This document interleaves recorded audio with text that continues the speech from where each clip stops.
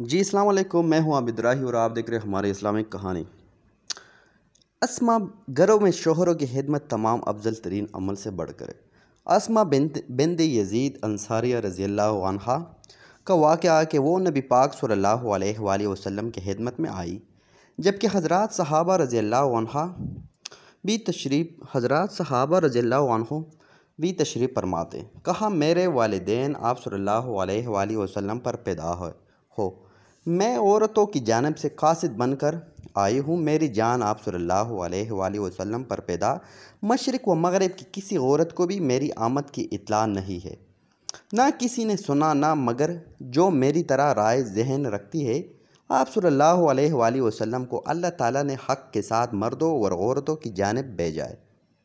ہم آپ پر اور جو آپ لے کر آئے ہیں اس پر ایمان لائے۔ ہم عورتوں کی جماعت گھروں میں بند بیٹھی مردوں کی ضرورتوں کو پورا نہیں کرتی، حمل اور اولاد کے بوجھ کو برداشت کرتی ہے، اور مرد حضرات جماعت مریضوں کی عیادت، جنازہ میں حاضری اور حج پر حج کرنے اور اس سے افضل اللہ کے راستے میں جہاد کرنے کی وجہ سے فضیلت زیادہ ثواب پاتے ہیں۔ یہ مرد حضرات جب حج، عمرہ اور راہ الہی میں جاتے ہیں تو ہم ان کے مال کی حفاظت کرتی ہے، ان کے لیے کپڑے تیار کرتی ہے اور ان کے بچوں کی پرورش کرتی ہے، تو اے اللہ کے رسول کیسے ثواب میں شریک ہوگی، یعنی برابر ہوں گے کہ وہ تو ان اعمال سے ثواب میں بڑھ گئے۔ آپ صلی اللہ علیہ وآلہ وسلم نے اپنا رخ اصحاب کی طرف کیا اور کہا تم نے اس عورت کے سوال کو سنا، دین کے بارے میں کتنا اچھا سوال کیا۔ حضرات صحابہ کرام رضی اللہ عنہم نے کہا کہ اے اللہ کے رسول ہمیں نہیں معلوم کہ اس عورت کی طرح کوئی ان باتوں کی معلومات رکھتی ہوگی۔ پھر آپ صلی اللہ علیہ وآلہ وسلم نے اس خاتون کی طرف چہرہ کیا اور فرمایا جاؤ اور تم اپنے علاوہ تمام عورتوں کو بتا دو کہ تم عورتوں کا شوہروں کے ساتھ حسن برتاؤ اور ان کی خوشیوں کا خیال رکھنا، ان کی باتوں کا ان کے موافق ماننا، ان سب اعمال جو مرد کر رہے ہیں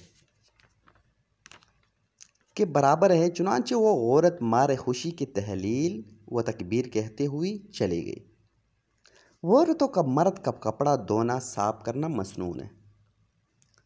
سیدہ عائشہ صدیقہ رضی اللہ عنہا فرماتی ہے کہ میں نبی پاک صلی اللہ علیہ وآلہ وسلم کے کپڑے سے نجات وغیرہ دھوتی ہوں، پھر آپ صلی اللہ علیہ وآلہ وسلم اسے پہن کر نماز پڑھنے تشریف لے جاتے ہیں۔ عورتوں اور مردوں کے درمیان حسن و معاشرت اور خوشگوار تعلقات کو باقی رکھنے کے لیے ایک دوسرے کی رعایت، ایک دوسرے کی معاونت اور باہم راحت کا پہچاننا ضروری ہے۔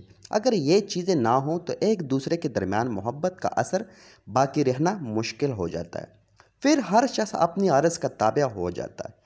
باہم تعلقات کو بہتر اور خوشگوار رکھنے کے لیے یہ کر دیا گیا کہ مرد عورت کے تمام ضرورتوں کی کفالت کرے، اس کی خانگی اخراجات کا انتظام کرے۔ عورت گھریلو کام اور شوہر کی خدمت کرے اور آرام و راحت پہنچائیں تاکہ وہ سہولت کے ساتھ معاشی کفالت کر سکے۔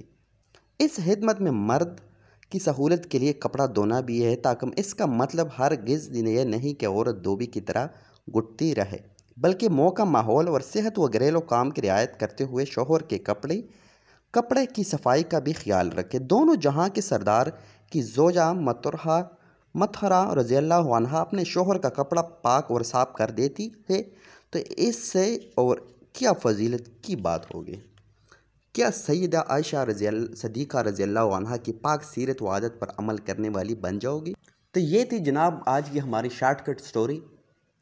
تو انشاءاللہ ہمیں اجازت دیجیے، نیکسٹ ویڈیو میں ملاقات ہوگی۔ تب تک کے لیے رکھے گا اپنا اور اپنے پیاروں کا ڈھیر سارا خیال۔ فی امان اللہ۔